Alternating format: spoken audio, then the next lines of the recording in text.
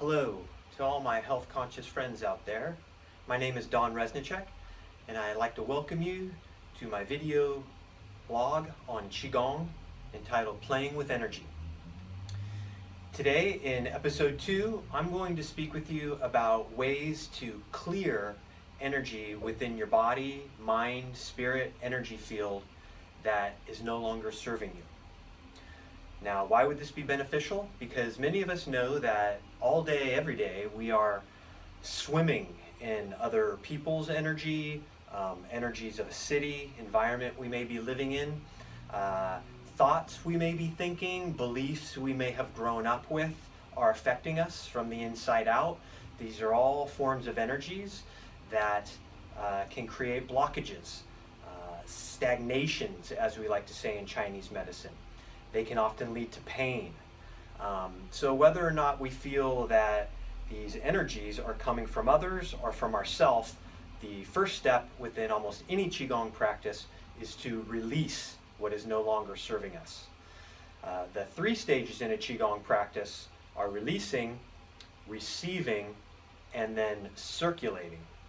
Today, in episode 2 of my vlog here, we're going to learn 3 different ways that we can release, clear, and let go of whatever thoughts, feelings, practices are not serving us. All right?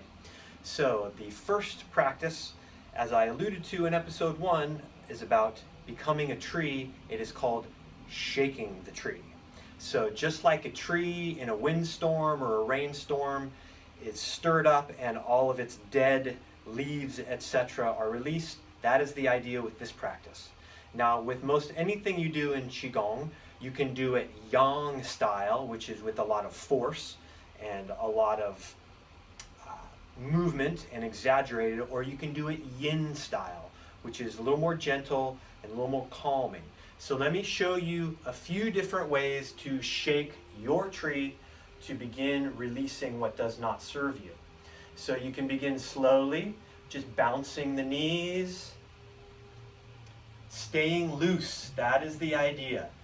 Trees are soft and gentle without much resistance. So you can begin gently like this, then you can get the arms going. A lot of us hold a lot of tension in the arms, shoulders, so you can lift the shoulders, shake that way. I recommend at some point doing some side to side so that the spine gets shook in this lateral movement. Okay, if you want to get real yang, you can really kind of start to lose it. You can jump around and dance around. Don't be self-conscious. Do this in a place where you feel safe. So that's some yang energy. You can jump for yang, bouncing with the feet if you hold tension in the legs. Shake the legs out. Shake, shake, shake. Do this for a few minutes. You'll feel the vibrations. You'll feel stuff coming up. You get to focus on the body parts that are important to you. You get to use the techniques that work for you. You could do some little head banging action if you got in the neck. You're going to be in charge of your Qigong practice though. I can't tell you how hard to do it. I can't tell you what's going to hurt you. You need to be conscious of that. So if you have injuries, start slowly. If you want to shake out stuff from like emotions, maybe in your heart or chest, got to focus there. Bring the movement into the chest. If it's the back, you might do even more exaggerated. All right? So that's shaking the tree. Now the second way to release energy is called tapping or patting or knocking. Okay? One way that is often begun within Chinese medicine is to knock on the kidneys in the low back. There's a belief that the kidneys are very important, and in the low back, where the sacrum, the bone at the base of the spine is, that a lot of energy can get stuck back there. So you can begin knocking.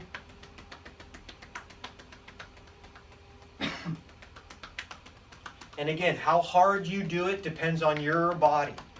It's nice to knock all the way around the waist because so many problems happen in this area. Low back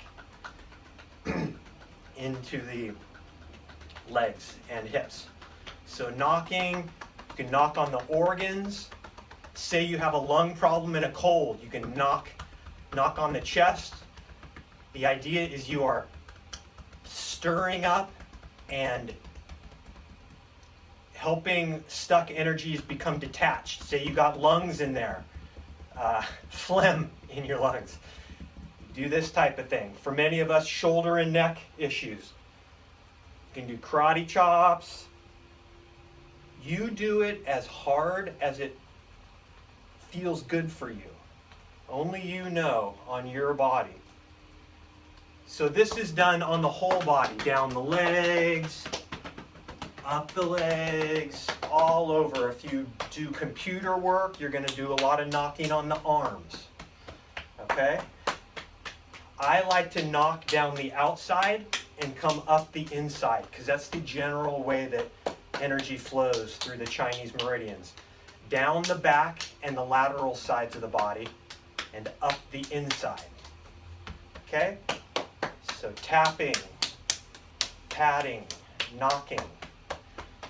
As we move up to the head, these types of practices can be really good for not just pain, headaches and whatnot, but for mental thought issues that you just repeat over and over again, the tapes that you might run from childhood, etc. This type of energy, many of us know about tapping from EFT and other things, but I like to use fingertips and go all over the scalp and the temples. If you have sinus issues, you can tap right over the sinuses to unblock.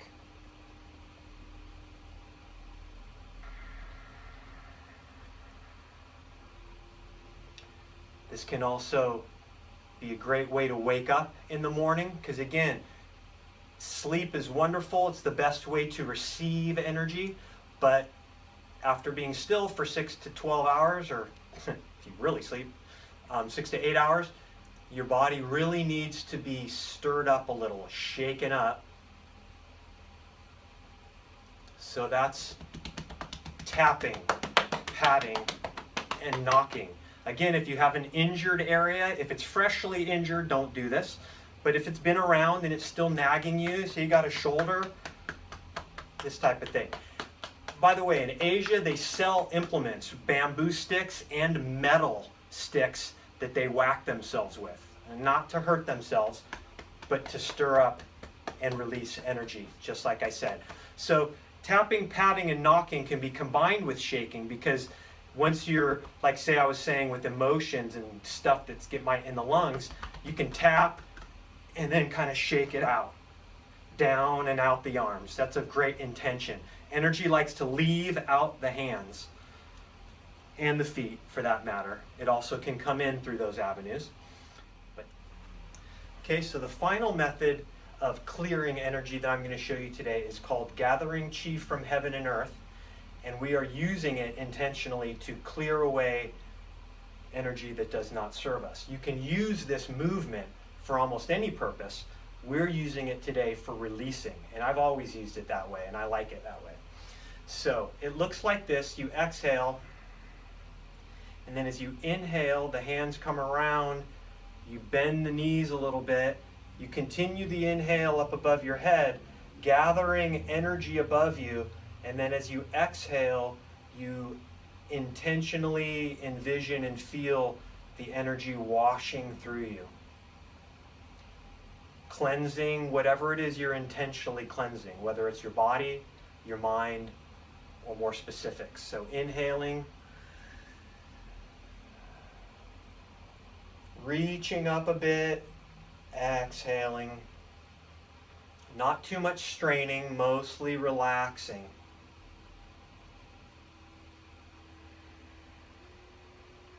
One more time, inhaling, dip the knees, scoop and gather. And then imagining a waterfall of energy cleansing you, carrying away whatever thoughts, feelings, sensations you would like to release. So again, Why we cleanse and release first is quite straightforward. I like to use the analogy of a glass. You wouldn't want to drink out of a glass full of muddy water. You would first want to empty it out and create space for the fresh, and you would want to clean it as well. So similarly with the Qigong practice, we begin by clearing away whatever we arrive with, whatever isn't serving us. Qigong, again, is the marriage of intention, movement, and breath. I didn't talk a lot about breath today, but just know that while you're doing all these movements, you are, of course, breathing. And if you exhale more forcefully, then you're clearing more. All right? So while you're shaking the tree, doing the patting, doing the gathering chi from heaven and earth, exhale with a little more force than normal, which means you're pulling the diaphragm in and focusing a bit more on the exhales. In the next episode, when I talk about being a tree and the receiving of energy, in that practice, you put a little more emphasis on the inhale. All right? So I hope you've enjoyed today's episode on how to clear and release unwanted energy from the body, mind, and spirit. May you have a wonderful week, and I will talk to you real soon in my next episode. May Chi be with you.